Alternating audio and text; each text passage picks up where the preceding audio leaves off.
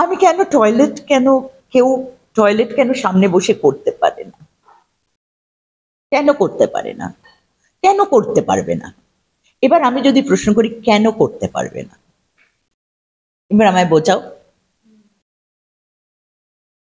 কেন সেটাকে দরজা বন্ধ করে কেন ওয়াশরুমে যেতে হবে? কেন? ধীরে ধীরে দুটো সোল কাছে আসছে, দুটো বডি কাছে আসছে, এর একটা আলাদা অনুভূতি। এই অনুভূতিটা যদি না কিছুকে এরকম খোলাম, মানে এরকম করে দেব কেন? আমি যার জন্য সম্পর্ক টেকেও না। সবকিছু এত আগে থেকে এত সবকিছুই হয়ে যাচ্ছে। আমার না সত্যি মনে হয় যে যারা আগে চলে গেছেন না, তারা খুব ভালো সময় চলে গেছেন। এই সময়গুলো তাদের দেখতে হচ্ছে না। ঠিক সেটার জন্যেই স্যানিটারি ন্যাপকিন ওইভাবে সবাইকে দিয়ে কেনানো যায় না। আমি আমার দাদাকে বা ভাইকে বা বাবাকে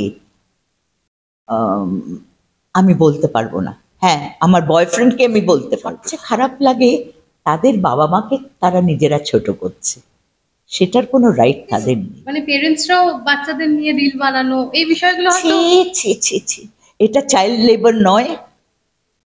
এগুলোকে চাইল্ড লেবার মনে হয় না? কি বাচ্চারাও তো কোথাও একটা এনজয় করছে হয়তো। আমার কোনো কিছুতে কিছু আসে যায়। চাহিদাটাকে ছোট রাখো। চাহিদা তোমার যদি এতটুকু থাকে, তুমি যদি এতটুকু পাও, তোমার মনে হবে আরে আমি এতটা বেশি পেলাম। এবার তোমার চাহিদা যদি এত বড় হয়, বিশ্বাসটা তো পাল্টাতে পারবে না কেউ। আমার বলাটা ওদের ভয় পেয়ে আমি বন্ধ হবে, তুমি নিজেকে লোকের সামনে পেশ করবে। আমি ভীষণ এরম হয়ে গেলাম, সব নষ্ট হয়ে যায়। আমি নিজের জায়গাটাকে আমি দেরি হয়ে গেছে ছবি নিয়ে এই মুহূর্তে আড্ডা। আমাদের সঙ্গে রয়েছে মমতা শঙ্কর। তবে মমতা শঙ্করের নাম মাথায় আসলে সবার আগে যেগুলো মনে আসে, তার মনে যা তার মুখে তাই, এবং সময়ের সঙ্গে তিনি কতটা গুছিয়ে নিতে পেরেছেন সেই নিয়ে খানিকটা আজকে আমরা আড্ডা দেব। তিনি সময়কে কখনো ভয় পেয়েছেন, বা মনে হয় যে সময়টা পেরিয়ে যাচ্ছে, বা ওই আক্ষেপটা কখনো? না, না, আমার আমার আমি যেটা বিশ্বাস করি, যে সময় যেটা হওয়ার ঠিক সেই সময় হবে। আর 1 সেকেন্ড আগে হবে না, 1 সেকেন্ড পরেও হবে না, একদম সেই সময় হবে। সুতরাং আমি না কোনো জিনিস নিয়ে এটা কেন হচ্ছে না, এই করছে না, আমার হাতে যেটা আছে আমি সেইটা নিয়ে, হ্যাঁ আমাকে কোথাও যেতে হবে, আমি ঠিক সময় বেরোবো, ঠিক সময় পৌঁছবার চেষ্টা করব। এবার যদি আমি ঠিক সময় বেরিয়েও অনেক সময় দেখবে এমন একটা কিছু হলো, হয় টায়ার পাংচার হলো বা কিছু হলো, আমি সেই সময় গিয়ে পৌঁছতে, এটা হাতে নেই। এবং কোনো কিছু আমাদের হাতে নেই, কোনো কিছু। আমি আমার দিক থেকে নিজে ঠিক থাকবো, যাতে আমার কখনো না মনে হয় ইস আমি এটা করলাম বলে এটা হলো, এটা যাতে না মনে হয়। যেটা আমার হাতে নেই আমি সেটা নিয়ে ভাবি না।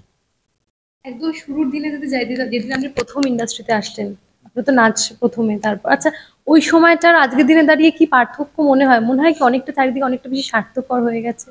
সব ভীষণ ভীষণ, মানুষের ধৈর্য কমে গেছে, মানুষ স্বার্থপর হয়ে গেছে, মানুষ বাচ্চাদের স্বার্থপর হতে শেখাচ্ছে।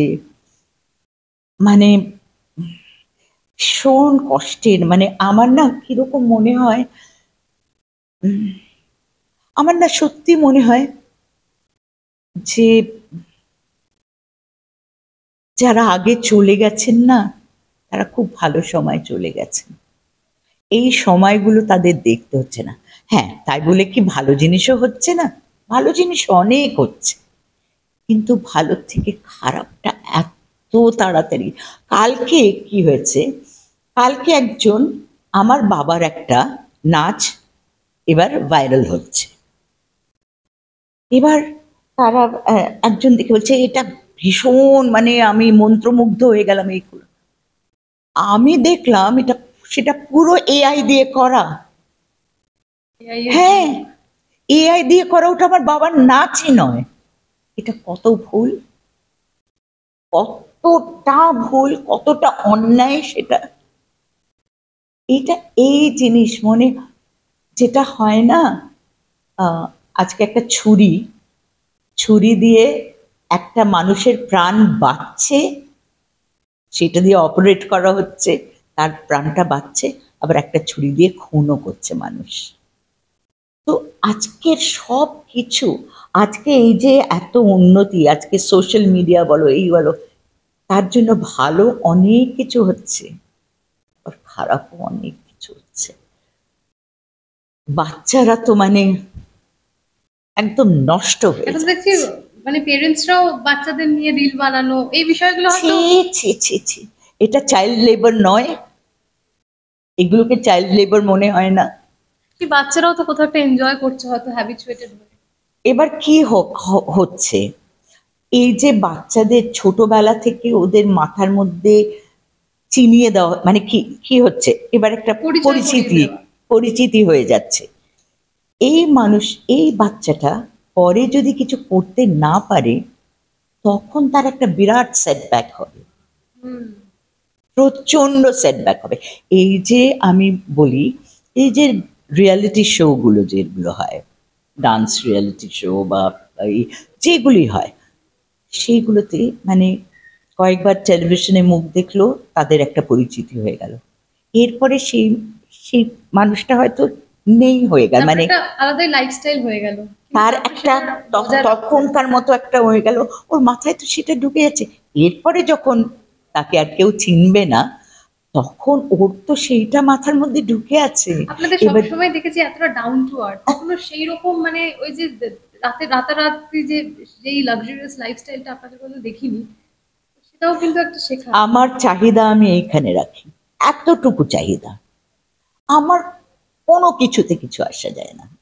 আমাকে তুমি ঠান্ডা খাবার দাও, আমাকে তুমি বাসি খাবার খাওয়াও, আমি সব কিছুতে, ছোটবেলা থেকে এমনভাবে বাবা মা আমাকে মানুষ করেছেন, কোনোদিন বাড়িতে তারা যে কত বড় মাপের মানুষ, তারা যে এত মানে সেলিব্রিটি বলতে যা যা বোঝায় সেইটা আমি কোনোদিন বুঝতে পারিনি।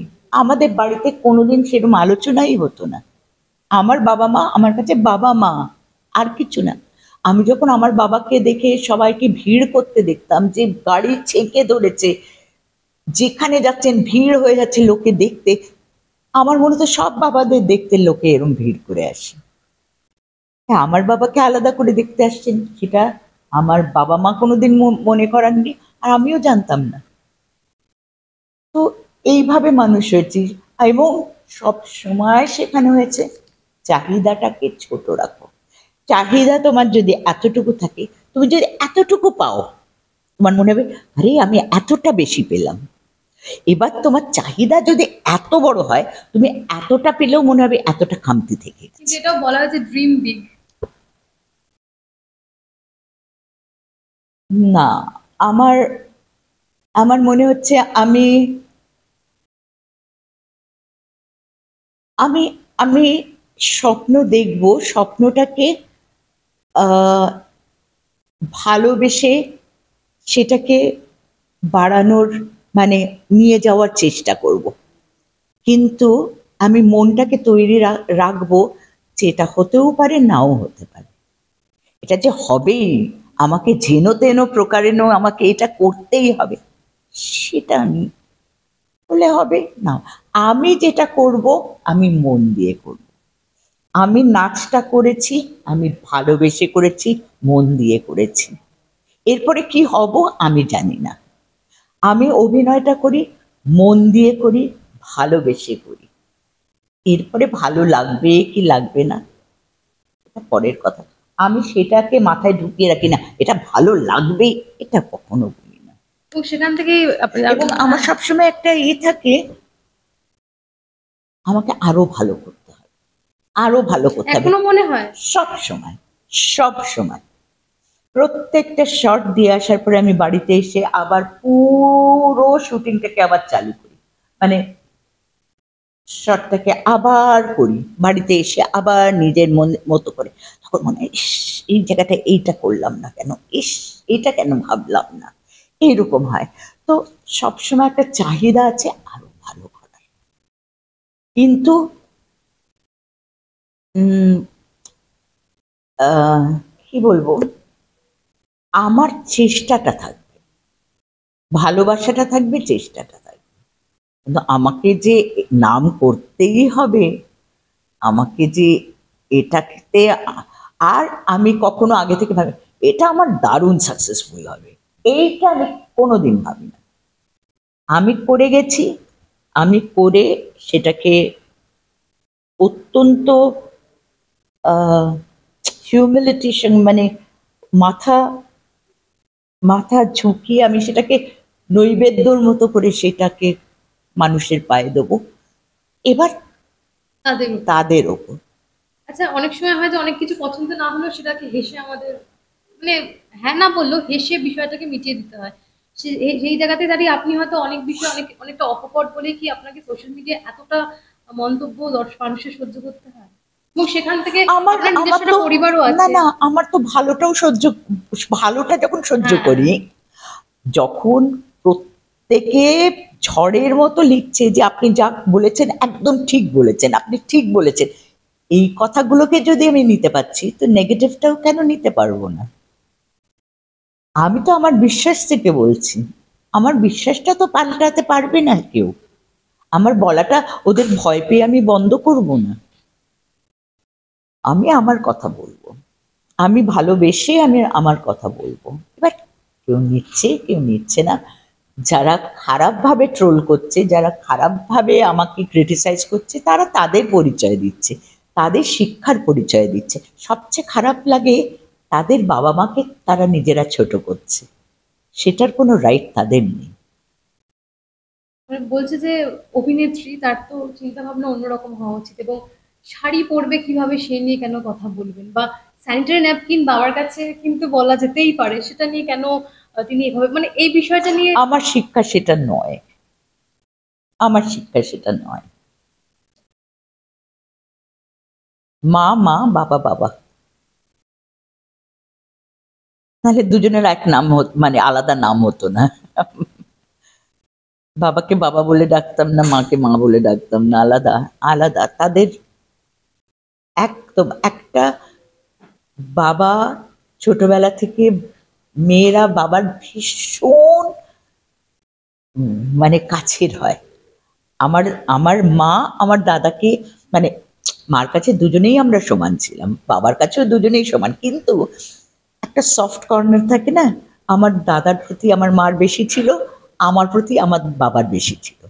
কিন্তু সেইটাও যখন একটা সার্টেন বয়সে পৌঁছানো যায়, তখন কোথাও একটা বাবার থেকে একটা শ্রদ্ধার একটা আলাদা একটা, মানে ছোটবেলায় বাবা যেরকম ছিলেন তার থেকে একটা শ্রদ্ধার ভালোবাসাটা সেই থাকে সব কিছু, কোথাও একটা সরু একটা লাইন এসে যায়, এবং সেটা খুব স্বাভাবিক, সেটা খুব স্বাভাবিক। মানে মানে সেটা তো একটা নর্মাল এক প্রশ্ন, সেটা একটা স্যানিটারি ন্যাপকিন কেন নয়, মানে এই জায়গাটাতেই প্রশ্ন যে কেন নয়। করে বোঝাবো, আমি কেন টয়লেট কেন, কেউ টয়লেট কেন সামনে বসে করতে পারে না, কেন করতে পারে না, কেন করতে পারবে না? এবার আমি যদি প্রশ্ন করি কেন করতে পারবে না, এবার আমায় বোঝাও, কেন সেটাকে দরজা বন্ধ করে কেন ওয়াশরুমে যেতে হবে কেন?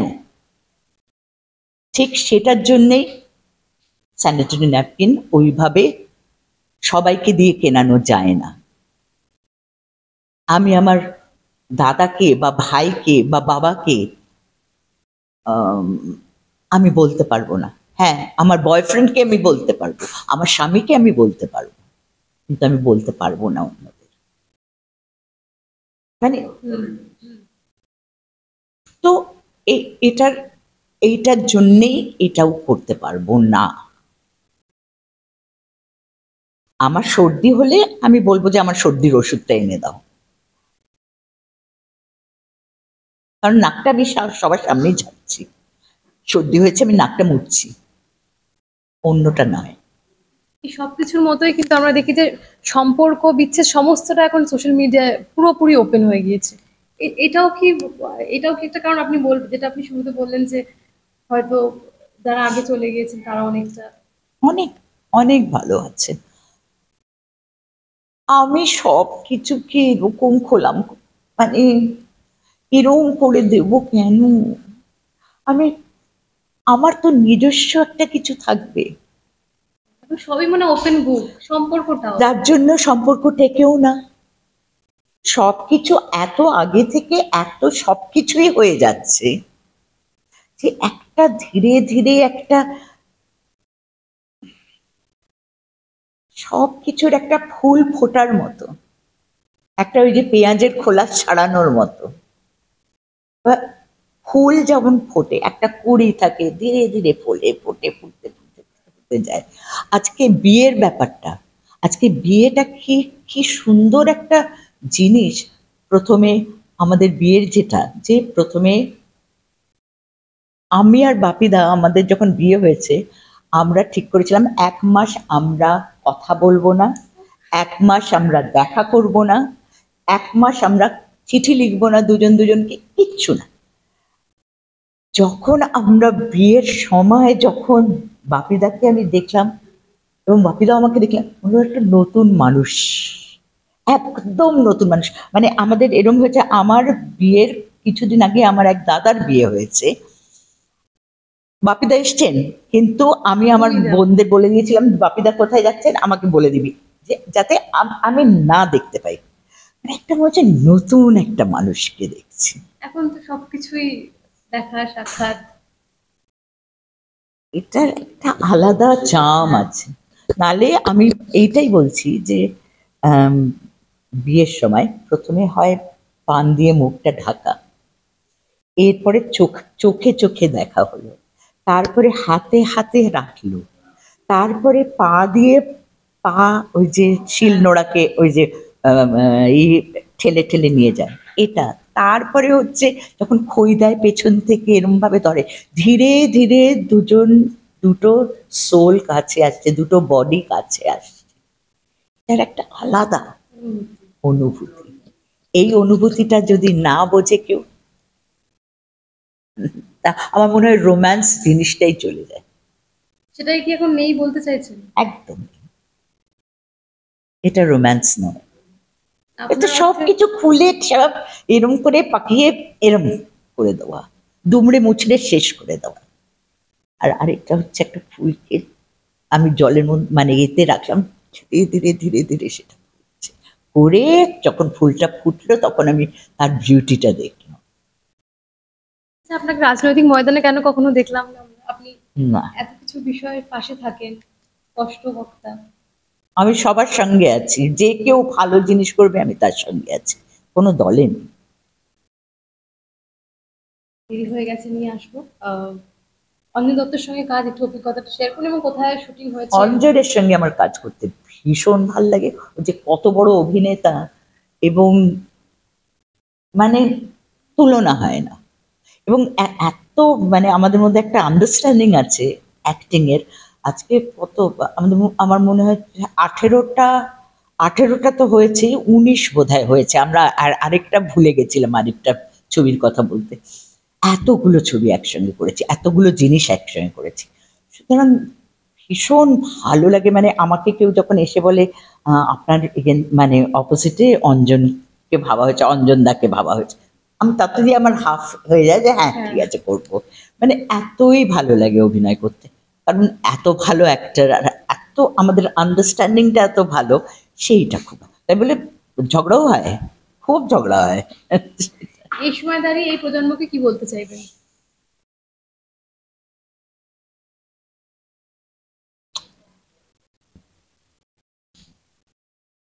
নিজের ভেতরে নিজেকে দেখো, নিজেকে দেখো, নিজেকে জানো, ধৈর্য ধরো, স্মার্টনেস, সব কিছু ডিপেন্ড করে মানে তোমার নিজেকে কিভাবে কন্ডাক্ট করবে, তুমি কিভাবে তুমি নিজেকে লোকের সামনে বেশ করবে। আমি ভীষণ এরম হয়ে গেলাম, সব নষ্ট হয়ে যায়। আমি নিজের জায়গাটাকে আমি ঠিক রাখবো, সবার সঙ্গে ভালো থাকবো, সবার সঙ্গে আমি মানে একেবারে আমি মিশে যাব সবার সঙ্গে, কিন্তু আমার কোথাও একটা নিজের ইন্ডিভিজুয়ালিটি থাকবে, আমার কোথাও একটা গর্ব থাকবে যে হ্যাঁ, আমাকে কেউ ফর গ্রান্টেড নিতে পারবে না, আমাকে কেউ এরম ভাবে ভীষণ সহজলভ্য, ও ওকে তো এরম না। এটা ছোটবেলা থেকে আমার মা বাবা আমার মধ্যে এইটা ঢুকিয়েছেন যে তোমাকে কেউ কিছু বলতে গেলেও ভেবে কথা বলবে। তাই বলে কি আমি, না তোমরা আমার সঙ্গে এরম কথা বলবে না, তোমরা আমার সামনে সামনে এরম বলবে না, এই করবে না, কোনো বলি না। আমার ডিগনিটি আমার কাছে, আমার যদি কোনো জিনিসকে মনে হয় এটা ভালো লাগছে না, আমি সেখান থেকে উঠে যাই, আমি এরকম।